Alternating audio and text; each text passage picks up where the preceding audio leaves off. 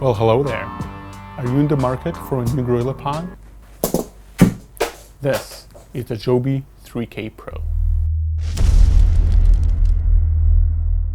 So Joby sent us their new Gorillapod 3K Pro, and I've been using Gorillapods for a while now. From their own 3K to the aluminum heavyweight 5K and even those tiny little pods. This is my Gorillapod 5K and I've had it for over 5 years, and as you can see, it's been around. The rubber wore off a bit, but it's still pretty sturdy. This is my own 3K.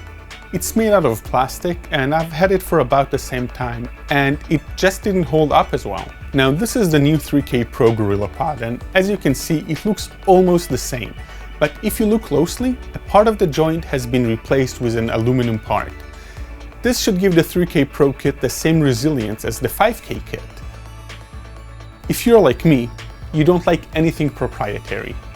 This is why I was so happily surprised to see that Joby has moved on from its own weird plate to a standard Arca-type plate. Unlike its bigger 5K brother, this one does not support panning. The headlock controls both the panning movement and the ball head. So really, you can only use the pan axis to reposition the camera.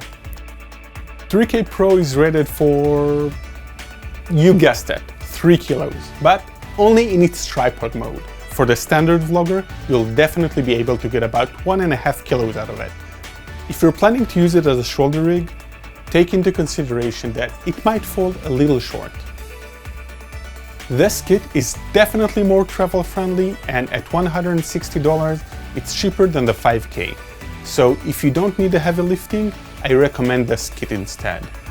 Thanks for watching, I hope you enjoyed this video. If you have any questions at all, let me know in the comments. If you like this video, hit that like button and consider subscribing. Uri Tirosh, DIY Photography, and I'll be seeing you around.